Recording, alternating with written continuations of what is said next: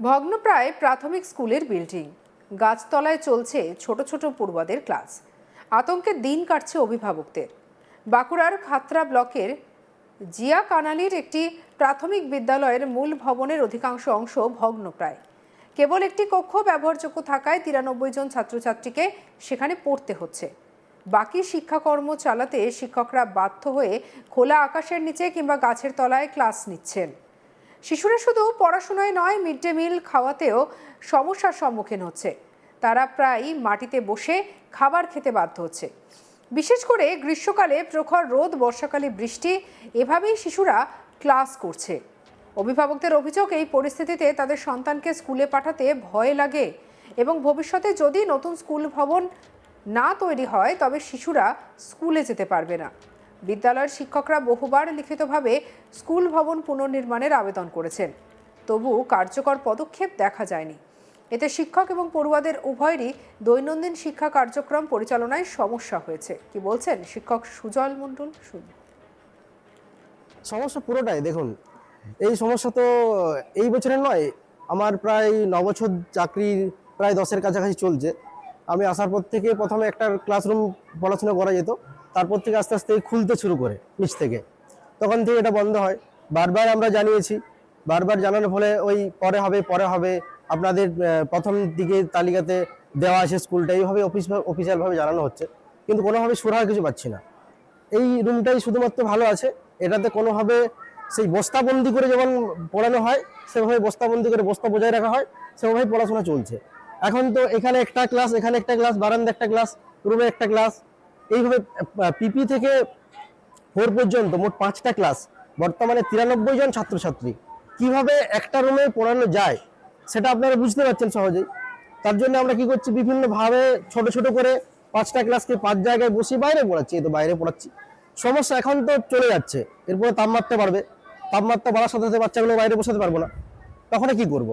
এবার ওটা তো আছে, তারপরে যখন বর্ষার সময় বাচ্চাগুলোকে দাঁড় করে রাখতে পারবো না। তো পড়াশোনা তো দূরে যাক, দাঁড়িয়ে বাচ্চাগুলো থাকবে কোথায়? এতগুলো বাচ্চা, আমার প্রায় অ্যাভারেজ 80 থেকে 85 জন স্টুডেন্ট আছে, দেখতে পাচ্ছেন আপনি আজকে অ্যাটেন্ডেন্স। তাহলে এইভাবে পড়াশোনা চলছে, কি করে করব? বারবার আবেদন একা জায়গায় করেছি, এসআই অফিস জানিয়েছি, ব্লকে জানিয়েছি, ভিডিও স্যার নিজে এসে দেখে গেছেন। ইলেকশনের সময় তো আসেনি, তখনও বারবার ধরে বলি, লাভ কিছু হয় না, ওই পরে হবে, এইভাবেই চলছে। কি করা যাবে? আর গাছতলায় ক্লাস করাচ্ছে না, কি করবো? মনে করছি এটা শান্তিনিকেতন, সেভাবে পড়াশোনা চলছে আর কি। আমরা ভাবছি এটা শান্তিনিকেতন ভাবে পড়াশোনা চালাচ্ছি, আমাদের তো হাতে করার কিছু নেই। কি করবো আমরা? আমরা ভেবেছি যে মাটি নামিয়েছি, এরপরে এখানে একটা অস্থায়ী চালা করবো, অস্থায়ী চালা করে ত্রিপল দিয়ে বর্ষার সময়টা দাঁড়িয়ে পড়াবো। আর কি করবো? এর থেকে বেশি কিছু করার নেই। তো এটা তো ভেঙে পড়বে, হয় স্টুডেন্ট মারা যাবে বা টিচার মারা যাবে, তখন হয়তো সরকারের নজর পড়তে পারে, তার আগে তো নজর পড়ে নেই। এইভাবে চলছে, কি করবো? আর চাইছি তো অন্তত মানে কমের পক্ষে একটা ক্লাসরুম যদি পাওয়া যেত, তাহলে আমরা বারান্দা করে রুমের ভিতরগুলো করে কোনো মধ্যে ক্লাসটা চালাতে পারতাম। একটা এই সাইডের রুম, একটা এই রুম যে রুমটা আছে আমাদের 26x26, এরকম একটা বড় রুম যদি পাওয়া যেত, তাহলে সুন্দরভাবে মোটামুটি ভাবে আমরা একটা জায়গাতে একটা রুমে দুটো ক্লাসকে করে পড়াতে পারতাম আর কি। এই জন্য আমরা আমাদের এখানে 5 এর ইনক্লুড করা আছে প্রায় 4-5 বছর ধরে। আমরা কিন্তু 5 রাখতে পারিনি, কারণ আমাদের রুম নেই। তো দুটো টিচার চালাচ্ছি, একটা টিচারের স্টপ গ্যাপে পাওয়া গেছে, আমরা টিচার আবেদন করতে পারি না, তার টিচারকে বসাবো কোথায়? আমরা একজন বারান্দায় বসে, একজন ভিতরে বসে, আর একজন বাইরেই থাকে, এইভাবেই চলছে। খাতড়া ব্লকের বিডিও দেবজিৎ রায় জানিয়েছেন, সম্প্রতি বিষয়টি সম্পর্কে অবগত হয়েছেন। তিনি জানান, বিষয়টি ঊর্ধ্বতন কর্তৃপক্ষকে জানানো হয়েছে এবং দ্রুত নতুন বিল্ডিং নির্মাণের ব্যবস্থা নেওয়া হবে। কি বলছেন দেবজিৎ রায়, শুনবো।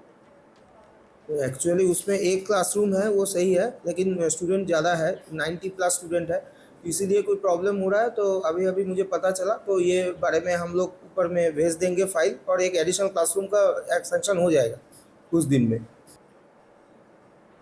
স্থানীয় সমাজকর্মী এবং অভিভাবকরা আশা প্রকাশ করেছেন যে প্রয়োজনীয় পদক্ষেপ নেওয়া হলে শিশুরা নিরাপদে পরিবেশে শিক্ষা গ্রহণ করতে পারবে। অন্যথায় জিয়া কানালির প্রাথমিক বিদ্যালয় শুধু একটি শিক্ষা প্রতিষ্ঠান হিসেবে নয়, শিশুদের ভবিষ্যতের জন্য হুমকি স্বরূপ হয়ে উঠবে। কি বলছেন অভিভাবক নিয়তি রায়, শুনবো। বাচ্চা এই জিয়া কানালি গোপালপুর প্রাথমিক বিদ্যালয়ে পড়াশোনা করে।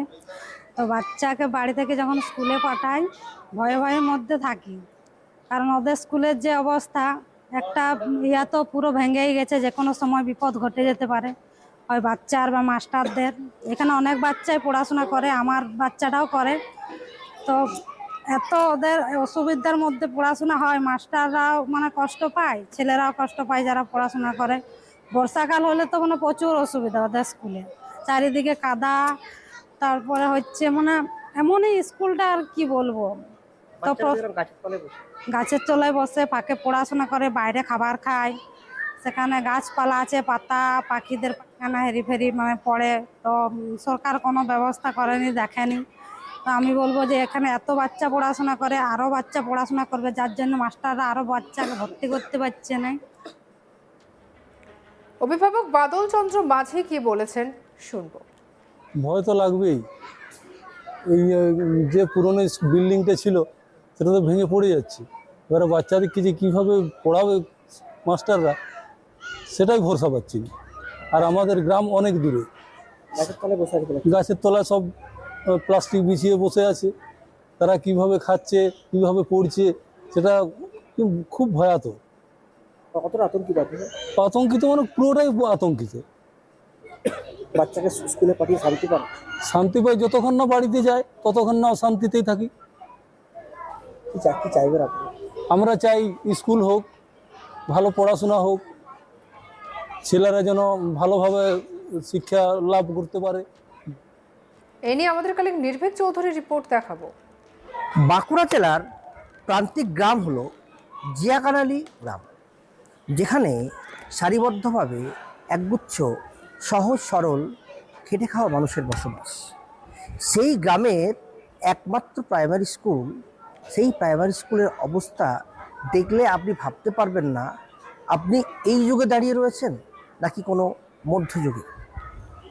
ভগ্নপ্রায়, ছাদ ভাঙা ওই প্রাইমারি স্কুলে নিজের জীবনের ঝুঁকি নিয়ে পঠন পাঠন চালাচ্ছেন কচিকাচারা। যেখানে উন্নয়নের এই যুগে এই বাংলা দাঁড়িয়ে রয়েছে, যা বারংবার সরকারের যারা জনপ্রতিনিধি থেকে শুরু করে যারা প্রশাসনিক প্রতিনিধি তারা ঘোষণা করছেন, সে জায়গায় দাঁড়িয়ে ঠিক যেন উলটপুরাণ।